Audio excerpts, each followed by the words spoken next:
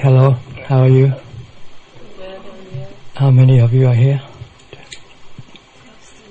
12? We used to have over 20 last year. This year not many. What were you told about this class? What were you expected when you come here? Were you expecting anything? Have to learn how to meditate. Yes. Have you done any meditation before? You know what? Why we meditate?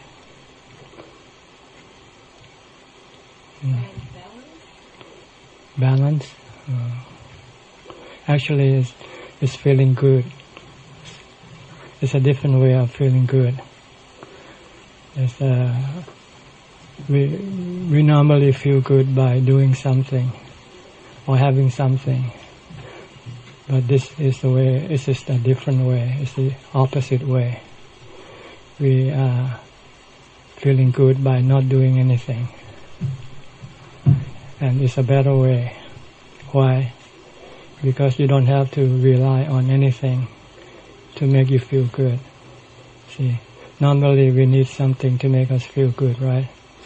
We need to do something, be somewhere, see something, hear something, drink something or eat something in order to make us feel good.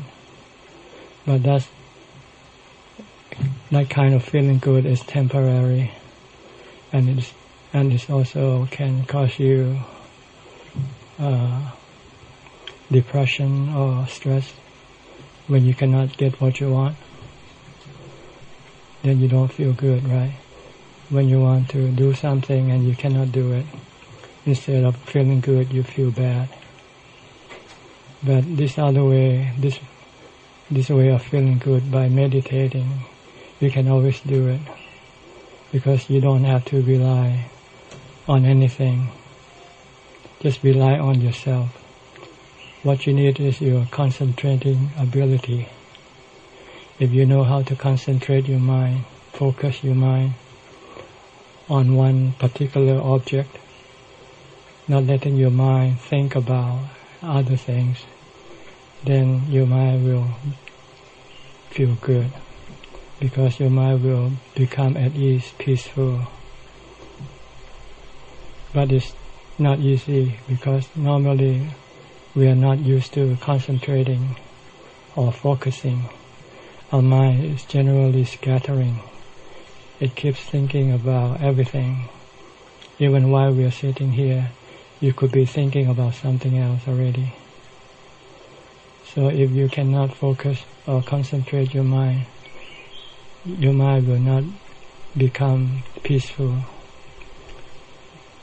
This is why we have to develop this concentrating ability before we can meditate successfully. If you sit and meditate without preparing yourself beforehand, if you haven't yet developed any concentrating ability, when you sit, you will not find any result, because your mind will be thinking about this and that, be here and there, and your mind then will not come to rest. Your mind will not be still. See, the goal of meditation is to calm your mind, to stop your mind from thinking. If your mind stops thinking, you can experience a different kind of feeling good that is much better than all the other kinds of feeling good that you have experienced before. But in order to achieve this, you must first develop your ability to concentrate. This is something that requires a lot of effort, because you have to do it all the time. From the time you get up, as soon as you wake up, and then you start to be aware of your surroundings, you have to start concentrating Don't let your mind wander, think about everything on here, there, and everywhere. You should control your mind to be concentrating or focusing on one object. There are several kinds of objects you can use as your object of concentration. You can use a word called a mantra. In Buddhism, we use the name of the Buddha. We just keep reciting the name of the Buddha, Buddha, Buddha, mentally before we get up. As soon as we open our eyes, we start reciting Buddha, Buddha. And as we get up, walk, go to the bathroom, and do whatever we have to do, we keep continuing reciting the word Buddha, Buddha. This is a way of developing your concentrating ability to restrain your mind from thinking, to go here, there, and everywhere. Because the mind that is wandering, scattering, does not bring peace or happiness or good feelings. But a mind that is still, stable, concentrated, focused, brings you peace and good feeling. So that's what you need to do if you want to meditate and achieve the result. You first must develop your concentrating ability by using an object to anchor your mind. Focus your mind at that object. You can use other things, such as your body.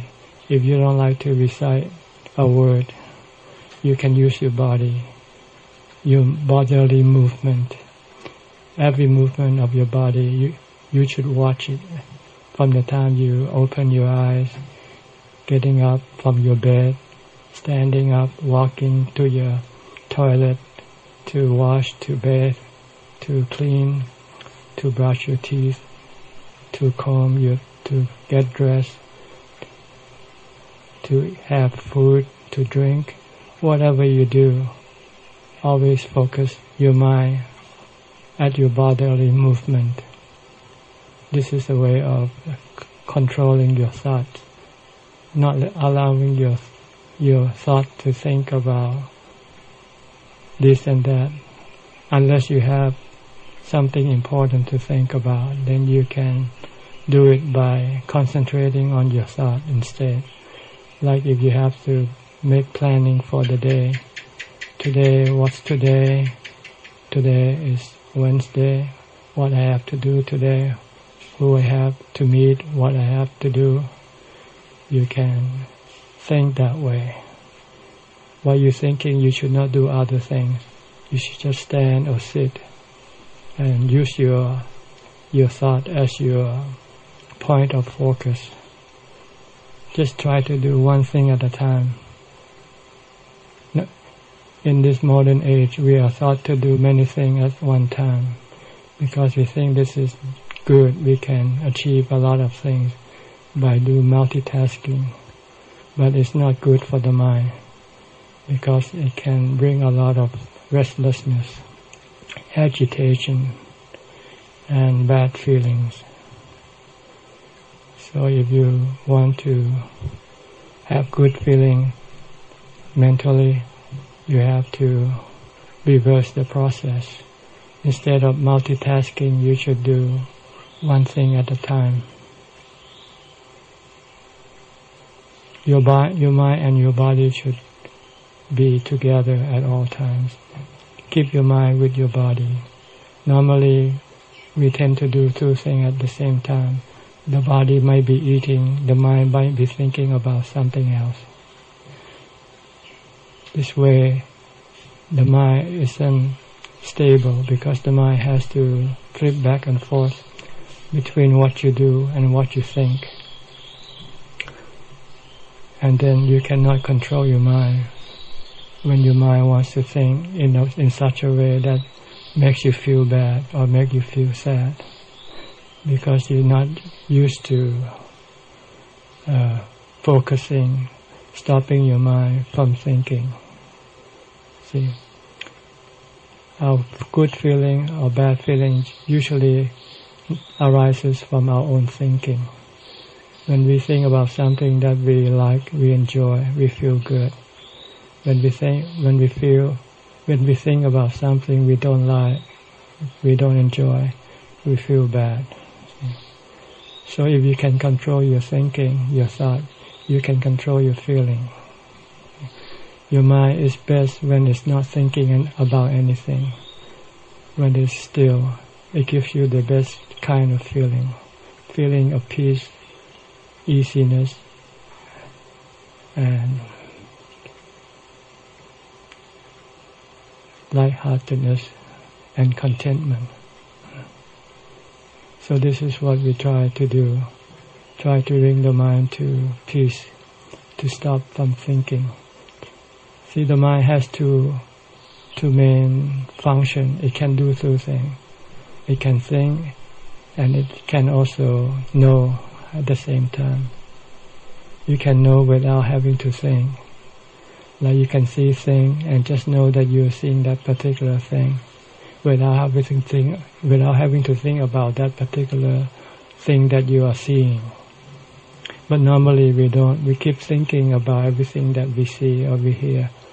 When we see something, we think, and then when we think, we also have feeling about the thing that we see or hear.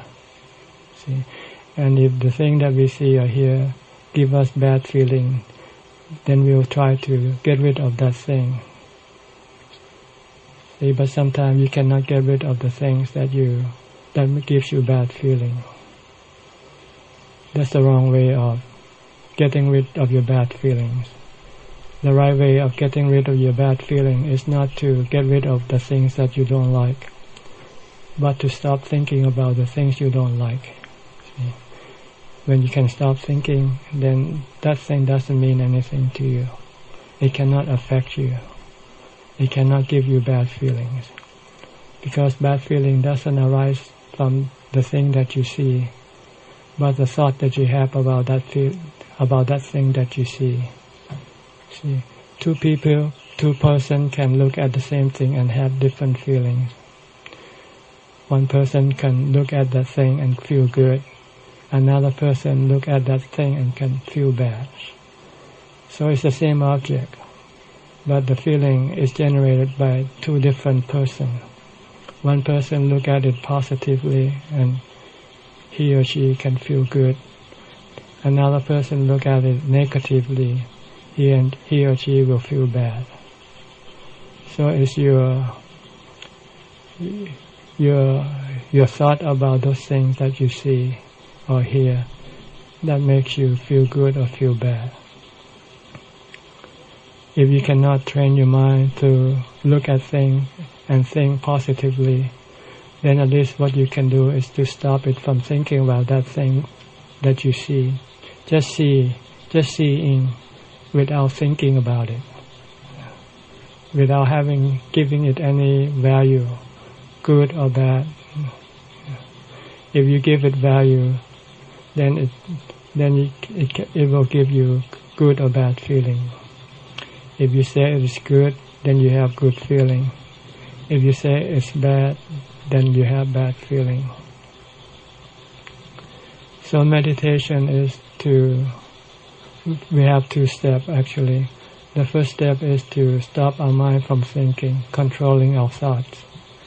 Then once we have achieved that, the second step is to teach our mind to think positively.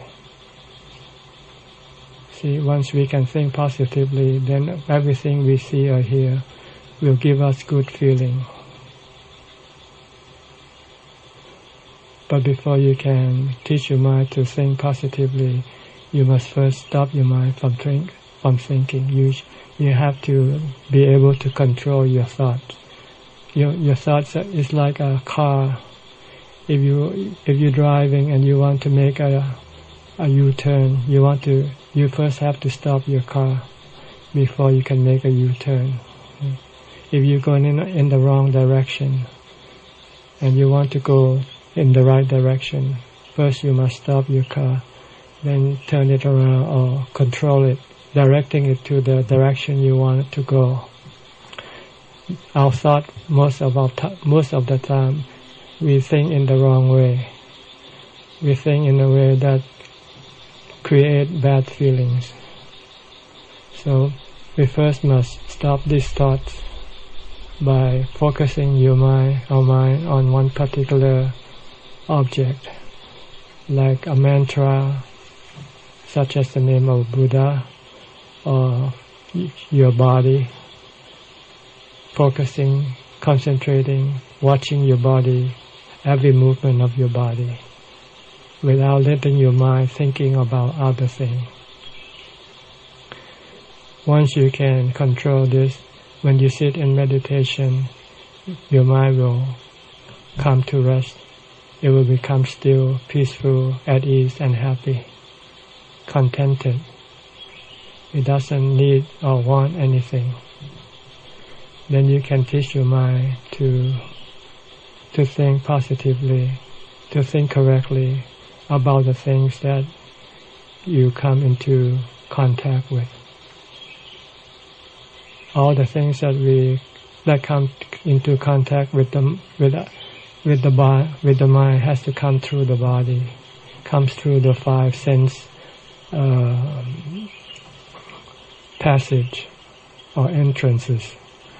The entrances of things that the mind get to know things are our eyes, ears, nose, tongue, and the body.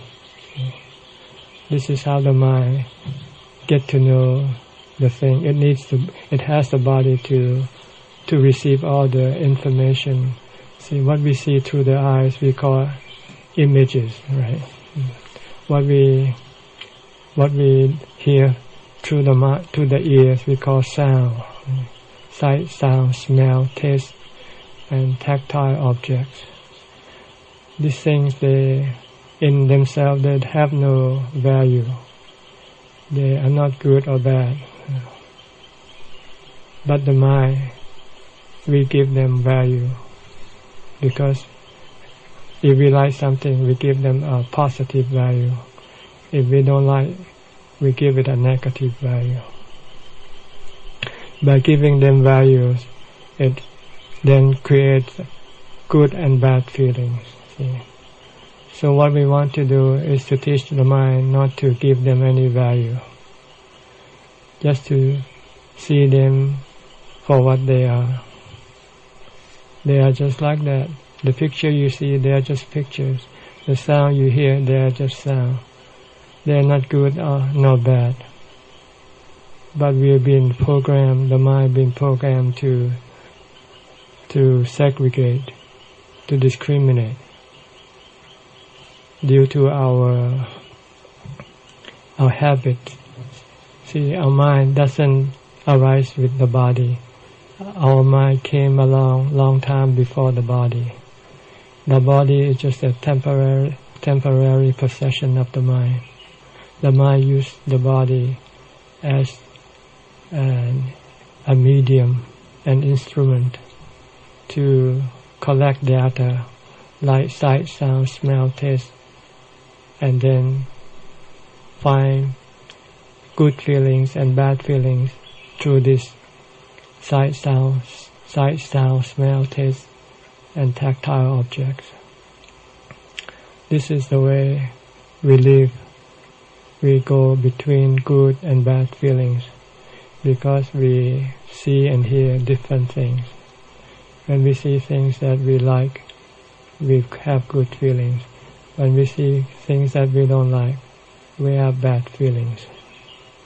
But we can train the mind to become neutral, to stop giving value, just to see, just to observe, just to be aware. And when we can train the mind to do that, the mind will then remain calm and peaceful and at ease and contented and have good feelings all the time, regardless of what the mind sees or hears. So this is the ultimate goal of meditation in Buddhist meditation, to train the mind to become neutral, to see things as they are, not as what we think they are. Right now, when we see things, we generate thoughts about the things that we see. We say it is good or it's bad, or it's neither good nor bad. What's good, we want to have it. We want to keep it with us. We want it to stay with us for a long time. What is bad, you want to get rid of it. You want it to go away right away. But things don't go according to your desire. You cannot tell things to disappear or stay. They come and go by causes. They have cause for them to come, they come. When the cause that caused them to come disappear, they disappear. So everything in this world is like that. They come and go. And you cannot always control them. You cannot always tell them to do what you want them to do. So the folly or the problem is not with things that we come into contact with. The problem is our own mind, not knowing the way to properly deal with the things that we come to see, come to hear, and not knowing the proper way of keeping our mind contented and have good feelings. So this is what we have to do. The way to make the mind have good feeling all the time is to teach the mind to become neutral, to stop giving value to things that we see or hear. And if we meditate a lot, the mind will get into that neutral position. The more we meditate, the stronger this neutral position will become. So eventually, when we see things, we will see them in a neutral way, neither good nor bad, no like or dislike. We can take them as they are. They can come or they can go. Doesn't matter, because the mind doesn't need anything. Once the mind becomes neutral, the mind is complete in itself. The mind has everything that it needs. What it needs is just peace, contentment. And you can only do this by meditating, stopping your mind from thinking, and controlling your thought, not to give things that you see or hear or touch any value. So basically what you have to do first is to develop this focusing or concentrating ability, something that you have to do all day long, from the time you get up to the time you go to sleep. And then when you have time to sit down and meditate, you need to find a quiet environment, like a place like this, in which there are no sound or sight or smell that will distract your attention, your focus. And when you sit down and focus your mind on one particular object, if you use your body while you do your activity as your object of concentration, when you sit, you have to use your breathing as your object of concentration. Because when you sit down, your body becomes still. It's not moving. So you switch your object of concentration to your breathing by focusing your attention at the tip of your nose, where the contact of the air that come in and go out of your nose. Just focus on that point and not allowing your mind to go think about other things. If you can persist in focusing on your breathing, your mind will eventually drop into calm. It will become still, peaceful, at ease, happy, feel good, contented. Then once you're in that state, then you want to leave it like that for as long as possible. Normally when you first do it, it won't remain in that state for long, because your concentrating ability is still not strong enough. It might stay for a few seconds, or maybe a minute or so. After that, it will withdraw. But once you have experienced this state of mind, you will become attracted. You will know that this is the real kind of happiness. Because it's the kind of happiness you don't have to rely on other things or other people or even your body. Even when your body becomes sick, you can still have this kind of good feeling. You can still meditate. For instance, if you get sick and you have to lay in bed, you can still meditate and still have good feeling. Because the mind and the body are two separate entities. See, the body gets sick doesn't mean that the mind has to get sick with the body. They are two different persons. But we normally tend to couple the mind with the body. When the body feel bad, gets sick, the mind feel bad along with the body. The reason why the mind feel bad, because the mind cannot use the body to make it feel good. See.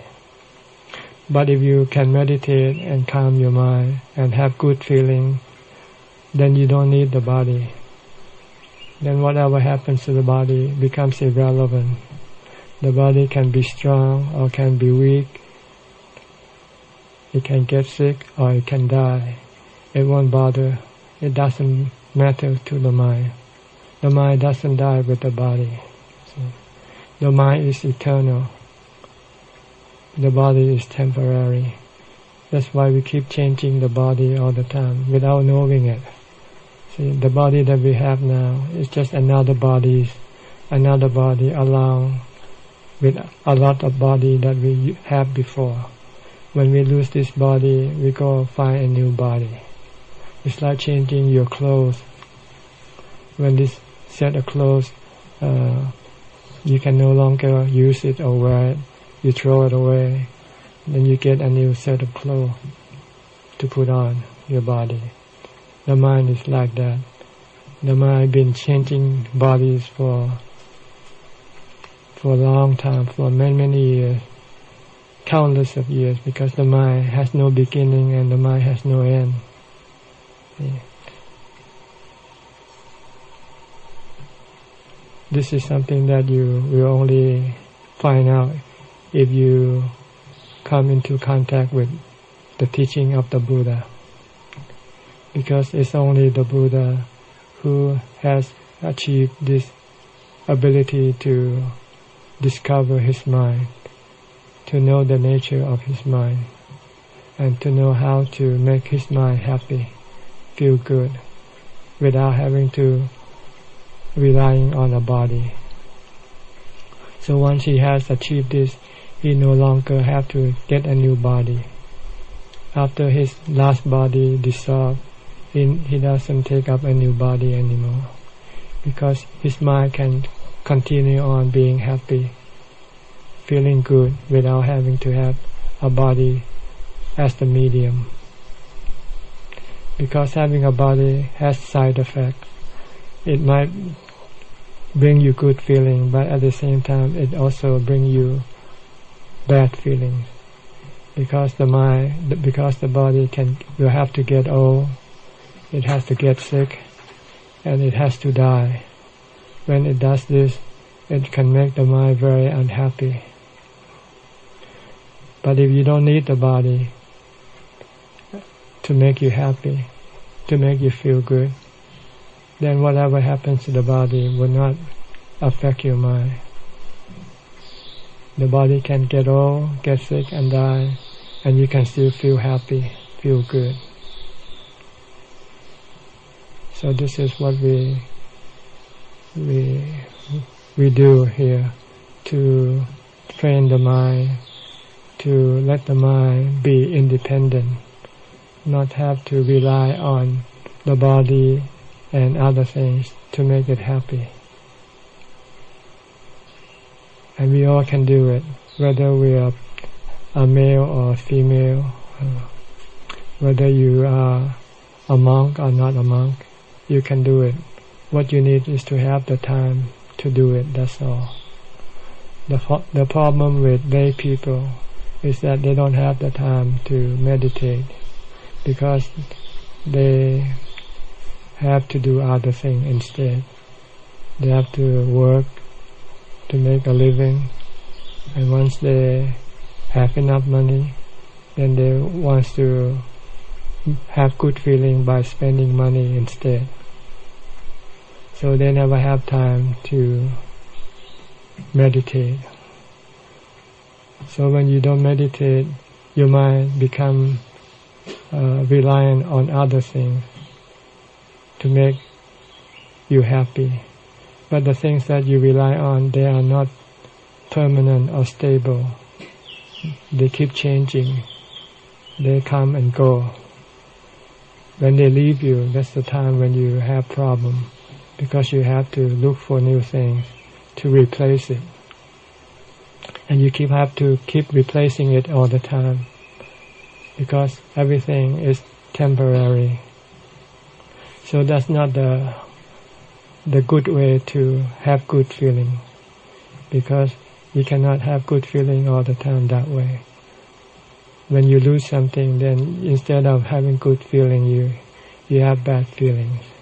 When you have to look for new things to make you feel good, that is also make you feel bad, because it's stressful to acquire things, to get things. Like working, it's not, nobody likes to work, right? Because when you work, you don't really feel good. But you know you have to work because you want to get money, so that you can use money to make you feel good. See? But here, by meditating, you don't need to work. You don't have to have money. Once you know how to meditate, then you can always feel good all the time. That's why people become monks, because then they have all the time to meditate. Being a monk, as monk, we are well supported by lay people. They think that this is a noble way of seeking good feeling, and they are willing to support. People willing to give support to monks, because monk lives in a way that doesn't hurt other people, setting up good example for other people to follow. How we can live in peace together without having to cause any injury or harm on other people. See, with monks we can keep the precept. We maintain the precept, like abstaining from killing, from stealing, from sexual activities, from lying, from taking alcohol, drugs. People when they see monks behaving like this, they have like a role model for them, so they're happy to support monks. So monks don't have to go make a living. We don't have to work. All we have to do is to take our baking bowl in the morning, go into the village, and people will give food into the bowl. And once we have the food, we come back and we share the food among the monks. And we only eat once a day. Simplicity. See, monk lives in a simple life. Just eat once a day. And all the food that we get, we put it in the bowl. Use the bowl as our dish to eat the food. So we don't have to use a lot of dishes, spoons and things like that. We can eat with our hand. No need to have spoon. And we only eat once a day. And the place we stay normally is in the forest, like this. We don't need electricity. We don't need running water. We can collect water from the rain and use it. This is the way the Buddha used to live during his time. Live simple, relying on as little as possible on other things. And then you can then have all the time to meditate and control your thoughts and teach your mind to think in positively. See, once you can stop your mind, you become peaceful and at ease and contented. The next step, then you can teach your mind to stop seeking or acquiring things, because everything that you acquire can become a burden to your mind. Because once you have something, you have to protect, you have to look after. And the things that you have will one day leave you, or you will leave them. Because everything is temporary, not permanent. Your body is temporary. You can make, for instance, millions of dollars. You become a millionaire. But one day your body will die. Then all your money will go to someone else. Your mind cannot take anything with you when you die. But if you don't have anything when you die, you don't lose anything. You don't feel bad when you go. And when you leave, you don't have to worry about your possession, your wealth, because you don't have to have them. If you can meditate, your mind will always be happy and contented. It doesn't need to have anything. You have to teach your mind to see that everything is temporary in order to protect your mind from being deluded. We generally don't want to think about temporariness.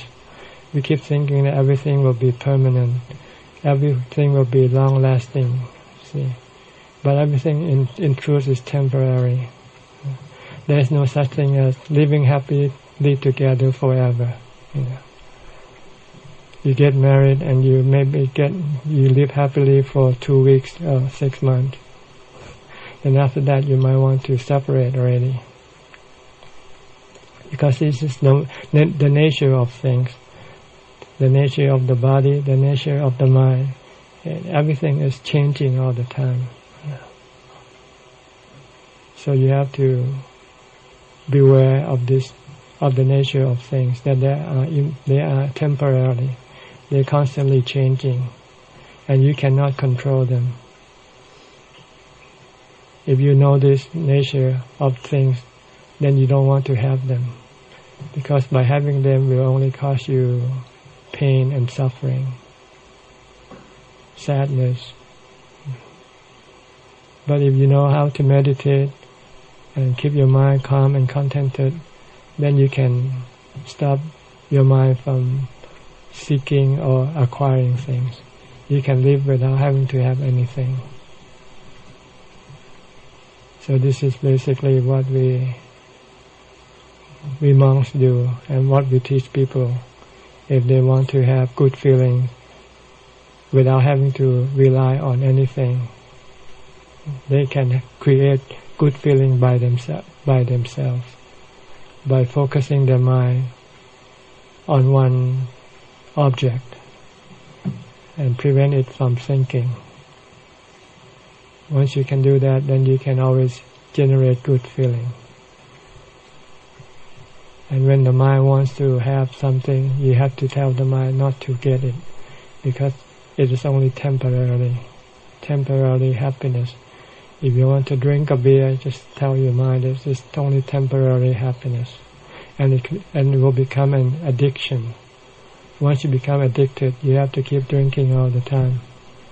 And when you want to drink and you cannot have it, then you will become sad. Then you have bad feeling. But if you don't drink, then you don't have to drink. Then you don't have to go look after, get up.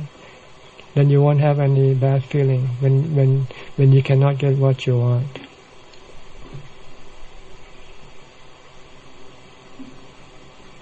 So this is basically what we do as monks. We develop our concentrating ability.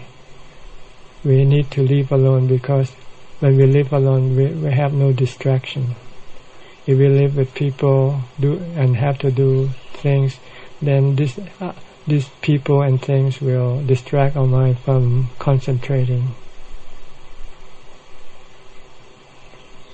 So as monks, we are encouraged to live alone in the forest. Only go out to the village once a day to collect food.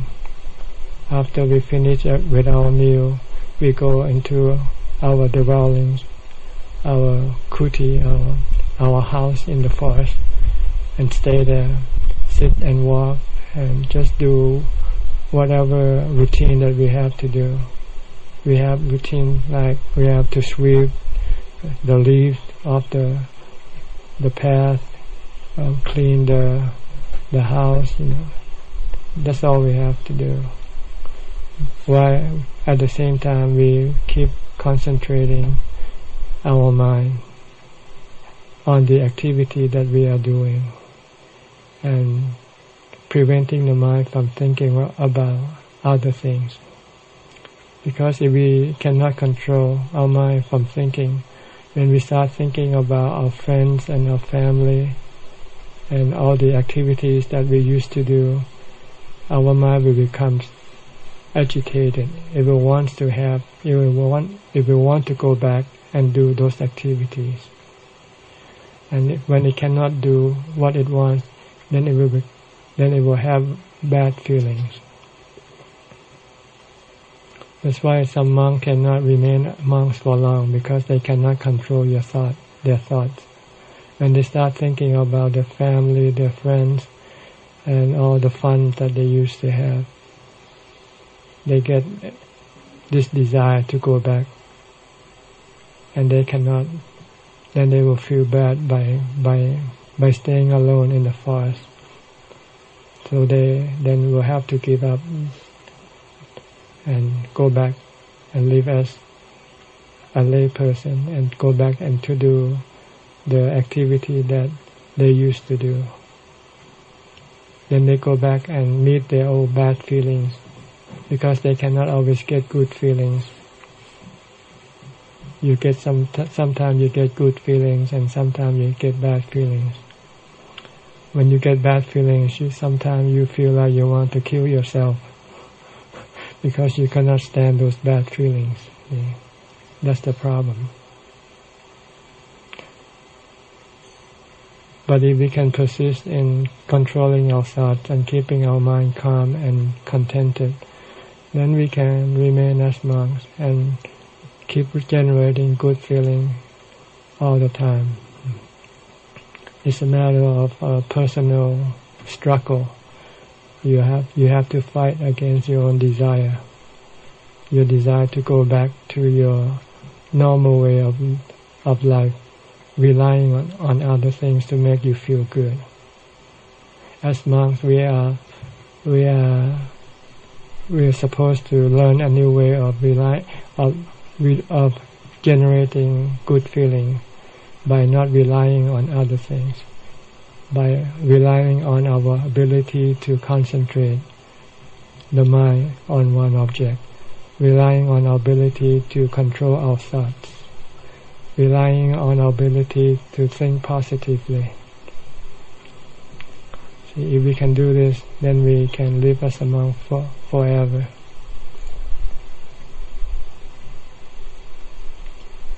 So, do you have anything you like to ask?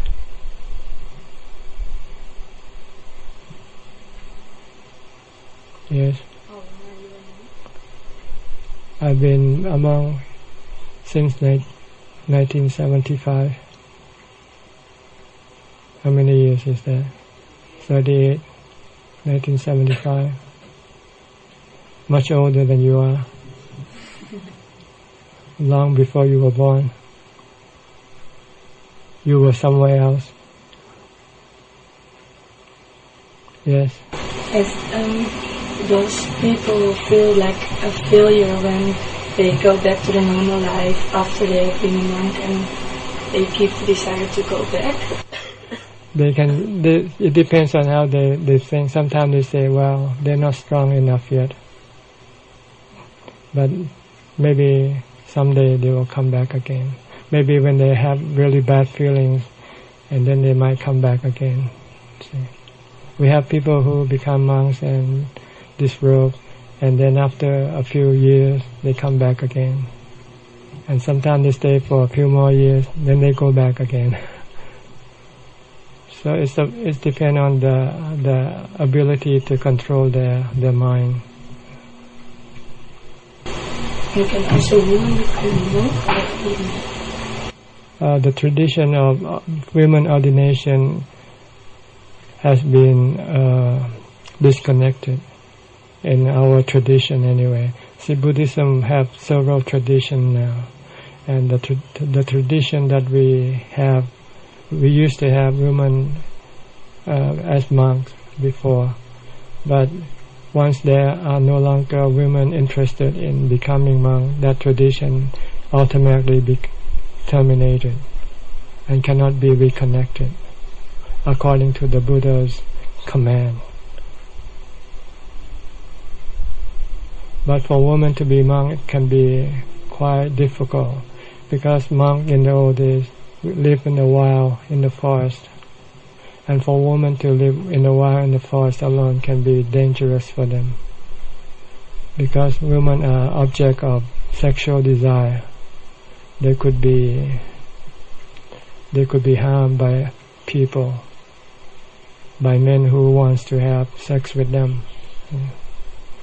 And if they live together, they have distraction and cannot achieve their goal easily. In order to achieve your goal easily, you need to live alone, to eliminate all the distraction from your concentrating ability to concentrate. So the Buddha wasn't very happy when women asked for ordination at first, but he reluctantly allowed them to be ordained. But he placed several conditions. One of these conditions is that, once there is no more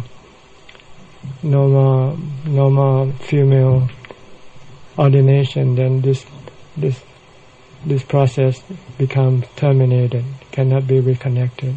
It's the same way with the male ordination. If there are no longer monks, if there are no more people interested to become monks, then eventually this process will be terminated.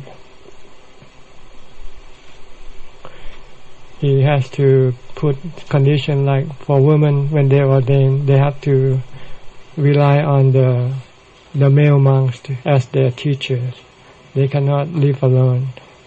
They have to live in a monastery where there are male monks to supervise over them, because male can at least prevent other people from coming and attack women in the monastery. Yes. What is the difference between the colors, the orange and the white? See, since the woman can no longer become monks, they become what we call nun, which is similar to monk, except that instead of observing all the rules of conduct, they only observe the major rules. See, as monks, and whether male or female, besides the major rules of conduct, we also have the minor rules of conduct. These minor rules is just to keep us behave well and live together in a harmonious manner. See, but as a white rober, they only keep the major rules, which is the 10 precepts. They don't have to keep the other minor rules, and they cannot establish. They are more like according to the tradition anyway. they live in the monastery with the monks, but in a separate section, and rely on the monk as the teacher, which is similar to being ordained as a monk, except that is not in exactly the same way that the Buddha had prescribed. Okay. Do you think it's possible to quiet your mind without living a monk's life? Yes, if you can live alone and have the time to control your thoughts. So it includes always to be alone? Because if you have other people or other things to do, then your mind cannot become peaceful. So, besides living alone, you also have to give up all your entertainment,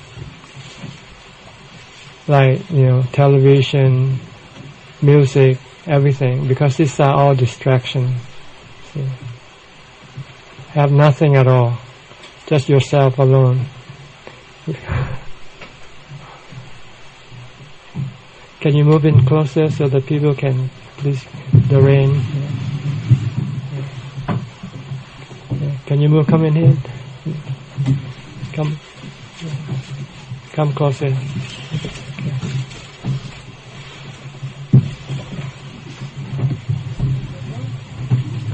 เดี๋ยวนะพอดีวันนี้มีนักเรียนมาพิเศษหน่อยนั่งฟังไปก่อนนะ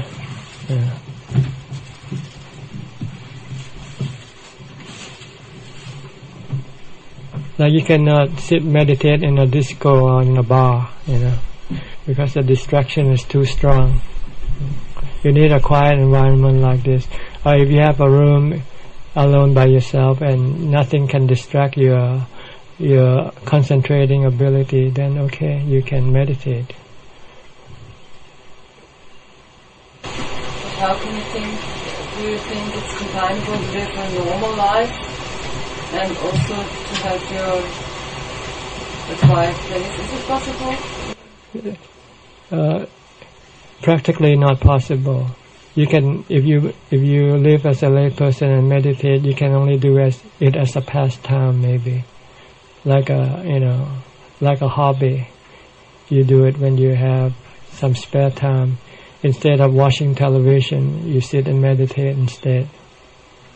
But it takes a lot of willpower, because you normally are more attracted to watching television than sitting in meditation. But if you have this feeling or this understanding that meditating is better for you than watching television or going to a party or going to a movie or going shopping, then you might be able to meditate more. So you have the same amount of time each day. You have 24 hours, right? It just depends on what you use those time with. You can use those time for entertainment, or you can use it for meditation. But you cannot have them both, or you can have them half and half. You can have half of your time for meditation, the other half for your meditation. But these two activities generally they go in the opposite direction. So you will be like seesawing back and forth. When you meditate, you want to stop your mind. When you entertain, you use your mind. Like speeding your car. When you entertain, you're speeding your car. When you meditate, you're applying the brake. You want to stop your mind. So it's going in the opposite direction. So you probably won't get anything either way, Okay. Why do monks cut their hair? I guess it's a way of one is simplicity. You don't have to worry about combing it.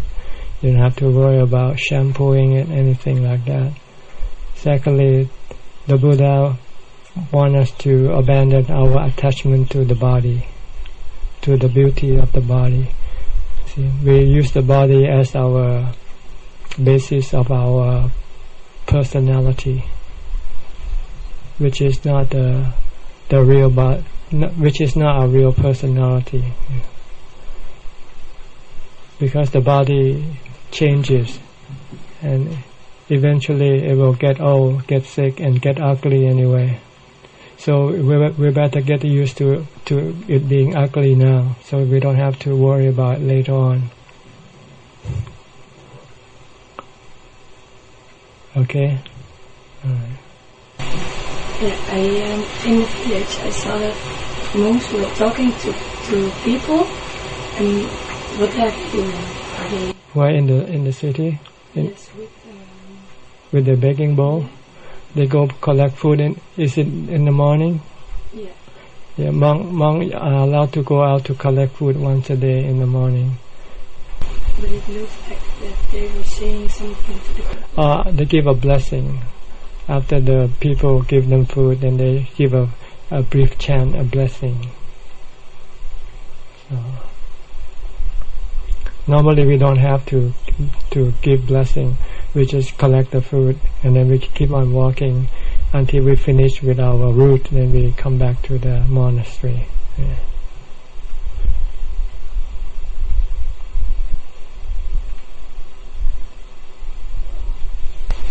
Can you make a comment on the applications of Buddha's teaching in everyday life? Because I have considered this whole idea about good things and bad things happening to a person's life every day. But these are also the good things and the bad things together in the duration of the life. The very things that give meaning to life. Mm-hmm.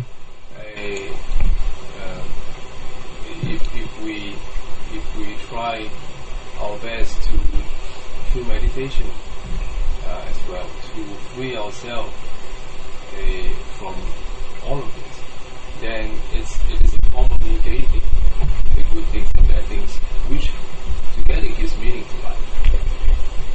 That's right, because what you are attached to is elusive. See, you don't know that. It's everything that we do here in this world is an illusion. It's a dream, but we think they are real. The Buddha is an awakened person. He's awakened from his dream, awakened from his illusion. See, everything that we do here, what we are dreams, because one day everything that we are will disappear. So we are like dreams. We are living in a dream, and by immersed in this dream, we become sad and happy with it. See, when things go right, we are happy. When things go wrong, we become sad. But if we know it's just a dream, then we don't have to be happy or sad. Even though it's been a meaningful dream. Yeah, but it's temporary. See, it happened and then it disappear. No matter how good a dream is or how good a feeling it is, only temporary, and it will be replaced eventually by a bad feeling afterward. Because your mind feel bad because it cannot keep the good feelings. See? But if the mind just detach itself from everything, let go, just be an observer, just know that it's just a dream, then the mind doesn't have either good or bad feeling, but it has a peaceful feeling, which is another form of good feeling, better than the good and bad feeling that we get from the things that we see or hear. This is what we want, a different kind of good feeling. A good feeling without having to have all these things that we are having now. Because everything that we have now is only temporary. Our life is temporary. Every activity that we have, that we do here is all temporary. Everything will disappear. Look at the people in history. Those people who came and went. We are like them. We come and we will go like them. See? So life is is an illusion, it's not real. But we don't have the wisdom to realize this. We need someone like a Buddha. The name of the Buddha means an awakened one. He's awakened from the dream. We are not awakened, we are still in the dream. We are immersed in this dream. So, not everybody gets a monk or will become a monk. In your opinion, how should we create our life? How should we? Just to be what I call easygoing, take things as they come, good or bad. Just take them, accept them for what they are. Don't be attached to good or bad. Just to know that they're only temporary. Be ready to leave everything behind. Be ready to let everything leave you.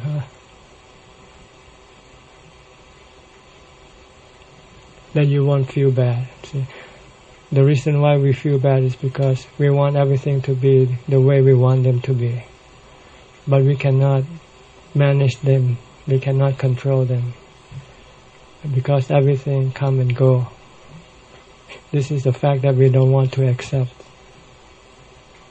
So we have to reprogram our mind to look at everything as a temporary thing.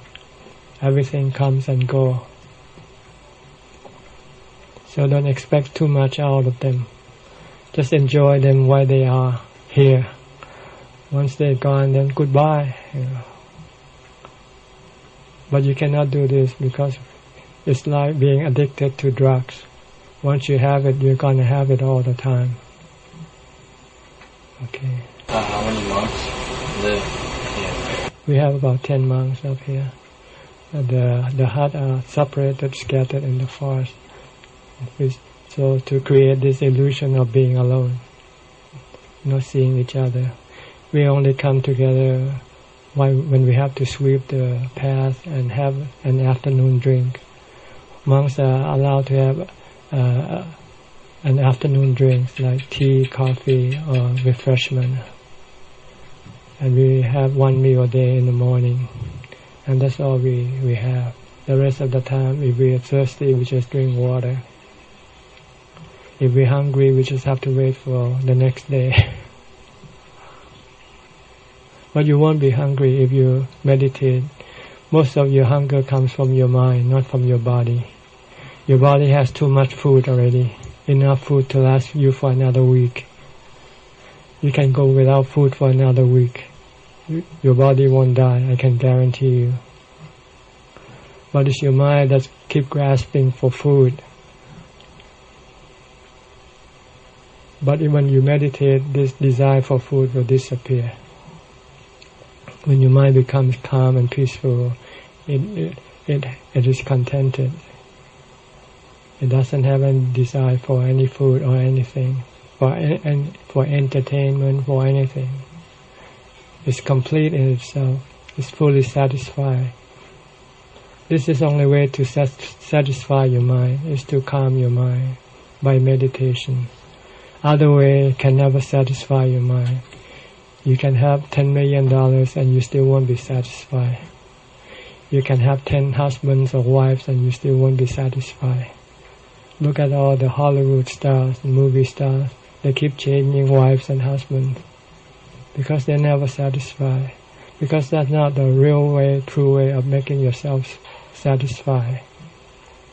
The only way to be satisfied is to calm your mind, to stop your mind from thinking.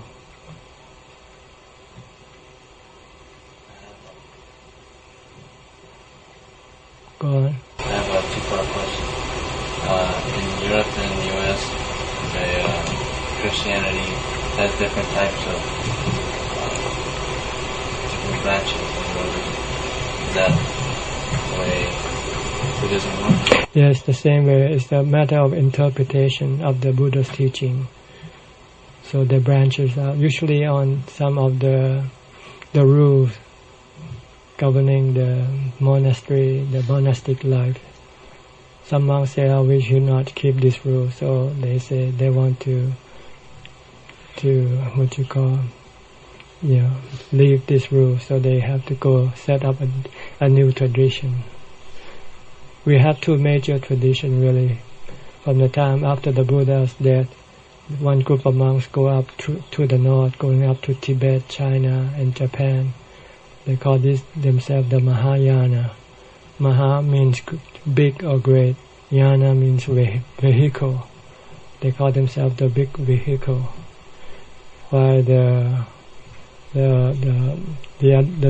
other tradition, they come down south to Sri Lanka, to Burma, Thailand. They are called the smaller vehicle. The difference is that the Mahayana stressed on developing the Buddha quality, while the smaller vehicle stressed on the disciple quality, to achieve enlightenment as a disciple, not as a Buddha. There are two different ways of becoming enlightened. Becoming enlightened by becoming a Buddha means that you have no teacher. You have to rely on your own ability to see the truth, see that you are living in a dream. This is, if you can do this by yourself, you call yourself a Buddha. But once you have a Buddha and he teaches you the way to see things, then if you use his teaching and to develop this ability to see, then you become a noble disciple. So the northern vehicle, the big vehicle, they stress on to develop to become a Buddha by themselves. So they don't rely too much on the Buddha's teaching now. While the smaller vehicle, we rely on the Buddha's teaching as our primary source of information. So we have to be very strict with every tenet, every word of his teaching. So we try to preserve them from the time that he was alive until now. But we have no conflict with each other. In Buddhism, we let things be. If you want to be that way, okay, no problem. You go your way, we go our way.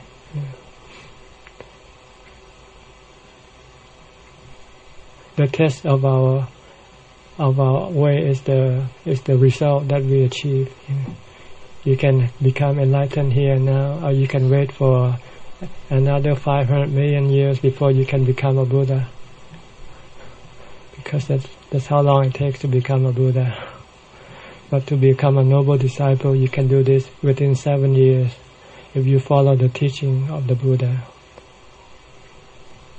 And once you become enlightened, it's the same. Whether you're a Buddha or you're a noble disciple, you achieve the same result.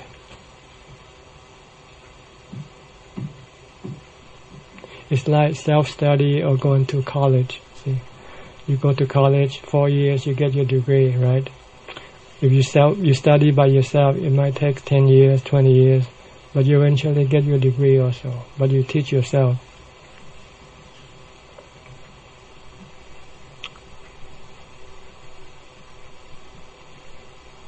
So you want to try and meditate for 5 minutes or 10 minutes?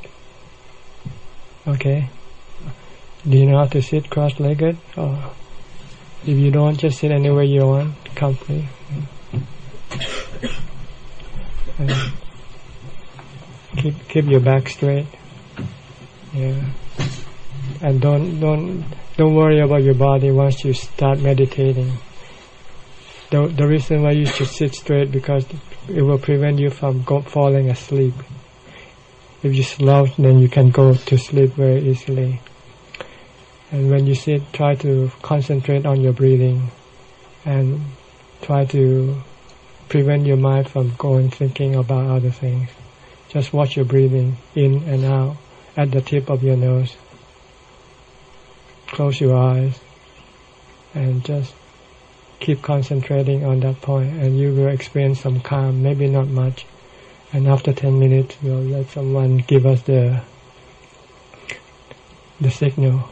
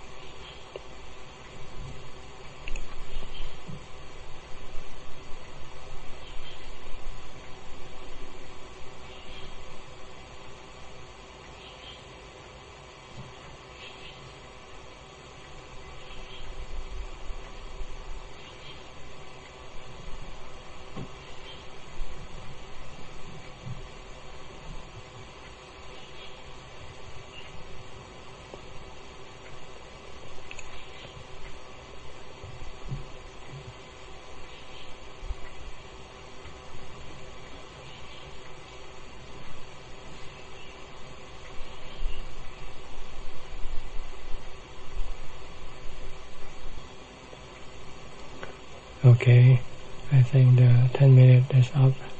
This is just a sample. So if you think you enjoy it, then you should try to do it more when you're alone in your room. When you've got nothing else to do, try to meditate instead. You'll find another way of having a good feeling without having to have anything or anybody to make you feel good. Is there anything else you would like to know?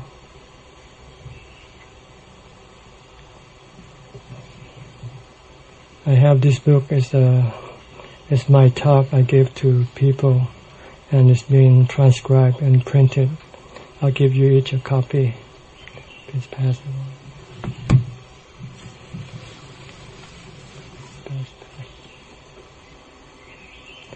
Does everyone has a copy now? The teacher wants to have one? Okay. If we have nothing else, then I think this will be the end of our meeting. Okay? Before we go, I'd like to show you how to pay respect to the Buddha. It's a tradition when we come and go, we give respect to our teacher, the Buddha. Face this way. We'll do it 3 times.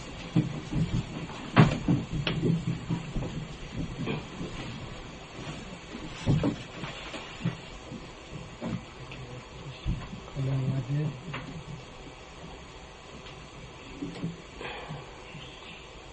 Come up. Do it 2 more times.